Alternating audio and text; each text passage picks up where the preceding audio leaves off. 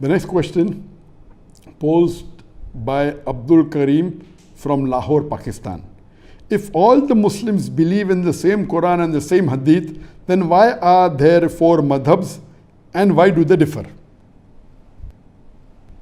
This is a very important question and a very sensitive question. The brother posed the question that if the Muslims believe in the same Quran and believe in the same Hadith, then why are there four madhabs and why do they differ? I do agree that as far as the Ahl Sunnah wal Jamaat is concerned, major chunk of the Muslims, all of us believe in the same Quran, we believe in the same Hadith, we believe after the Quran is the Bukhari, the most important, then Sahih Muslim is there, then you follow the Kutub al-Sitta, that Abu Dawud, Tirmidhi, then Ibn Majah, Sunan Nasai. These four are the main collection of the Kutub al-Sitta. And there is unanimous agreement between this, the Quran, and the Kutub al-Sitta. Number one, after the Quran is Bukhari, then Muslim, and then the other four books of Hadith. Regarding a question, that why are there four madhabs and why do they differ? As far as the four popular madhab that we have today, and we follow the four Imams, that is Imam Abu Hanifa, Imam Malik, Imam Shafi, and Imam Ahmad ibn Hanbal. May Allah have mercy on them all. I love all these four Imams, I respect them all, and I really pray for all of them. May Allah subhanahu wa ta'ala grant them mercy, and may Allah put all of them in Jannat al-Firdaus al-A'la.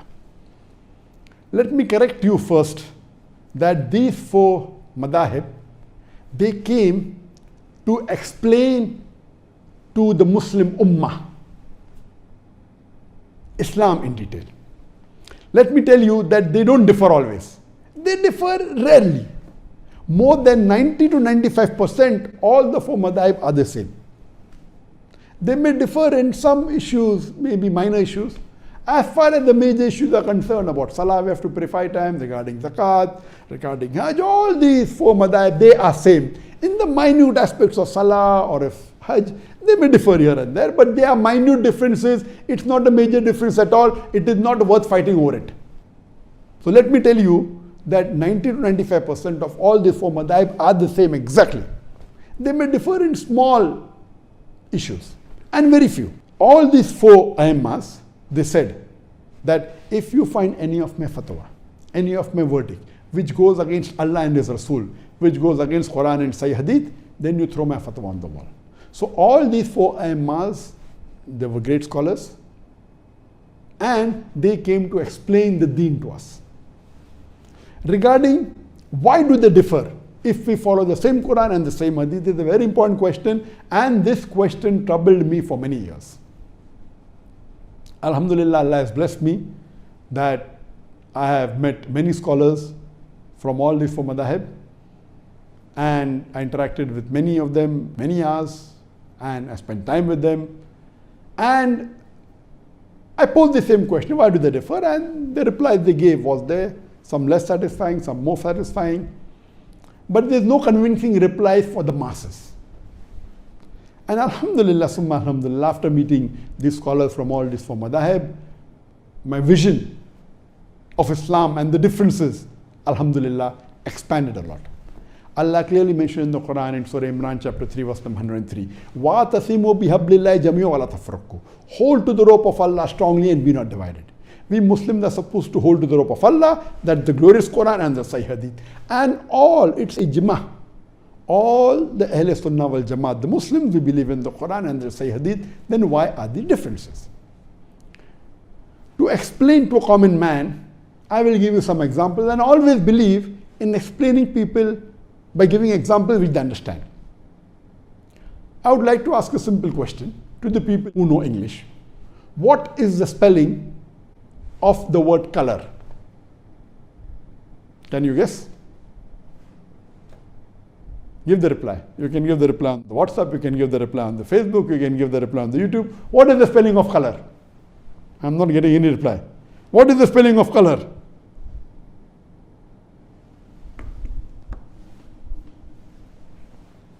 What is the spelling of color? Some may say the spelling of color is C-O-L-O-U-R. Some may say the spelling of color is C-O-L-O-R. Which is correct? A person who is well versed with English will tell you that the first spelling is the spelling of British English. C-O-L-O-U-R is the British spelling for the word color. C-O-L-O-R is the American spelling for the word color. I am asking the question, which is correct? C-O-L-O-U-R or C-O-L-O-R? And again, you'll have difference of opinion. Some will say C-O-L-O-U-R is correct if he's a British. Some will say C-O-L-O-R if he's an American. Some will say both are correct. But even if they differ, you never find them fighting over this issue. They may differ. A Britisher will say C-O-L-O-U-R is correct. I'm an Indian.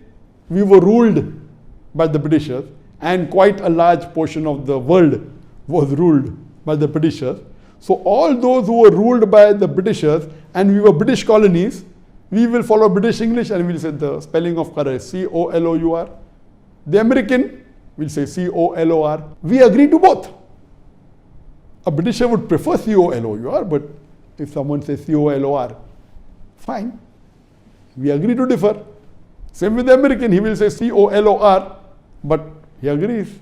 He believes that is better, but he agrees with C-O-L-O-U-R also. Similarly, this is just an example I've given you. How do you pronounce O-F-T-E-N? How do you pronounce O-F-T-E-N? Some will say often, some will say often. Previously it was often, then it became often. Now new people are saying no, often is correct. T is not silent, it should be pronounced. Some say T is silent, and then there's a big debate for that. But we realize that both are correct in their own ways. Similarly, these schools of thought, four that we have, actually there were many tens and hundreds of imams and scholars.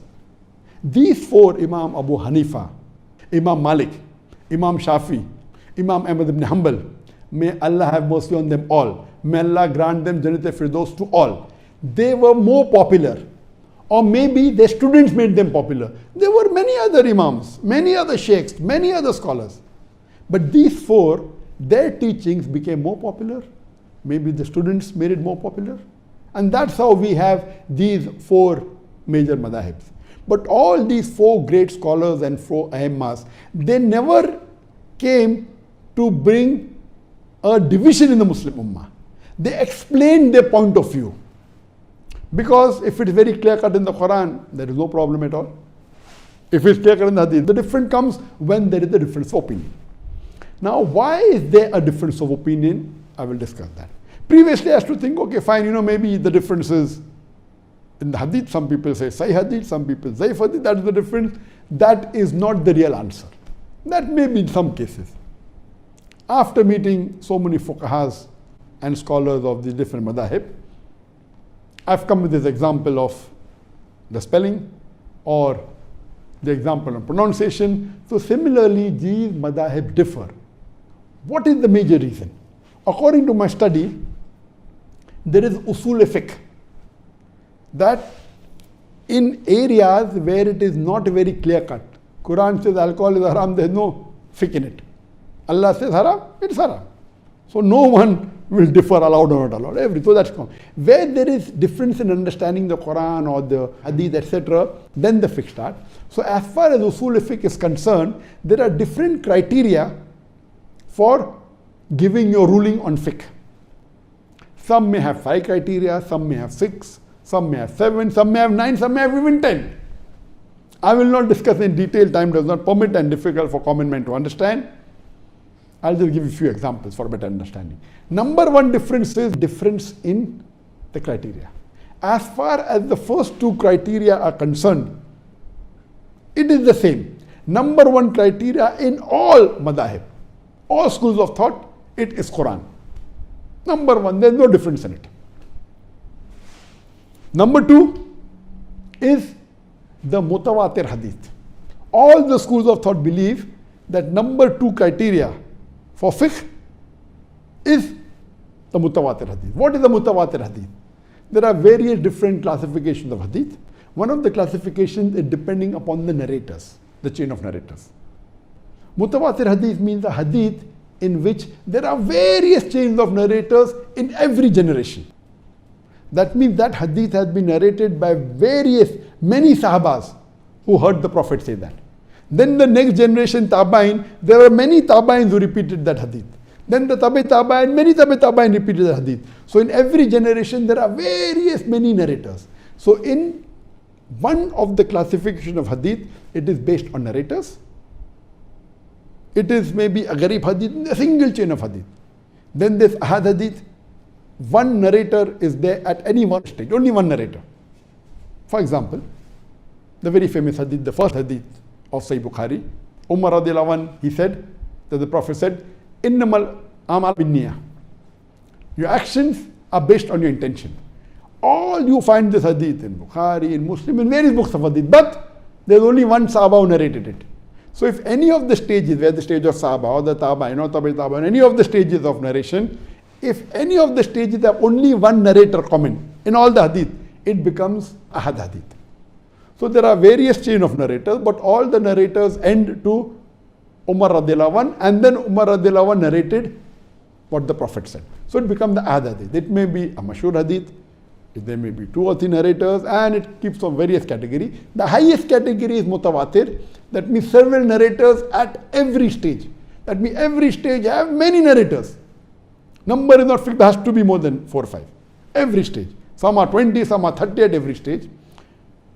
So number 1 is the Quran. Number 2 is the mutawatir hadith. All the schools of thought agree that the number 2 highest category of evidence after the Quran is the mutawatir hadith. Third category onwards, the third criteria of evidence differs in different schools of thought. Some have 5 criteria, some have 6, some have 7, some have 10 criteria. In some schools of thought, the third criteria, highest criteria of evidence is even Ahad hadith. As long as it's a Sahih hadith, even Ahad, no problem. It can be a mashhur hadith, it is the third highest. In some school of thought, no. The third after the mutawatir hadith is the urf, is the custom. That if the people of Medina did this act, it is the custom, it is the third highest, higher than even a Sahih hadith, which is the Ahad hadith. Some will say no, it is qiyas, analogy. So different schools of thought have different criteria in order. First 2 is the same, the third may be a Sahih Ahad hadith, some may say no, urf, the custom, some may say qiyas, analogy. Other group, the fourth becomes Ahad hadith, the fourth becomes custom in some schools of thought.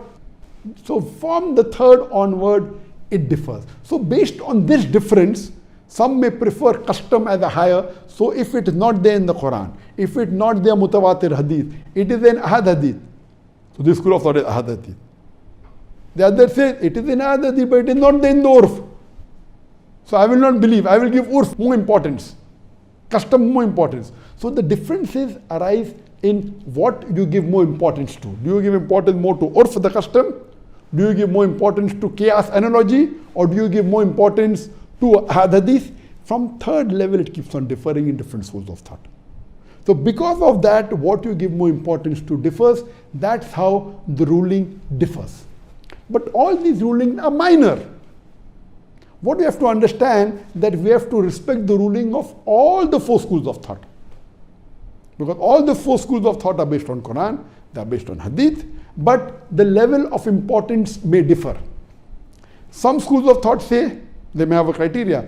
If you're talking about salah, it should be a mutawatir hadith. Because salah, the Prophet prayed in public, almost all the sahabas saw him. So if you give about salah, Ahad hadith, though it is sahih, I will not follow. If it is salah, it has to be evidence for mutawatir hadith, otherwise I will not follow.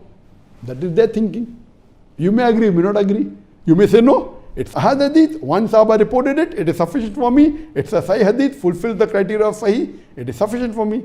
Other school of thought say no, if it's other matter, I will believe in Ahad hadith. But salah, such an important thing, Prophet prayed every day, 5 times a day, it should be a mutawatir hadith. Difference of opinion.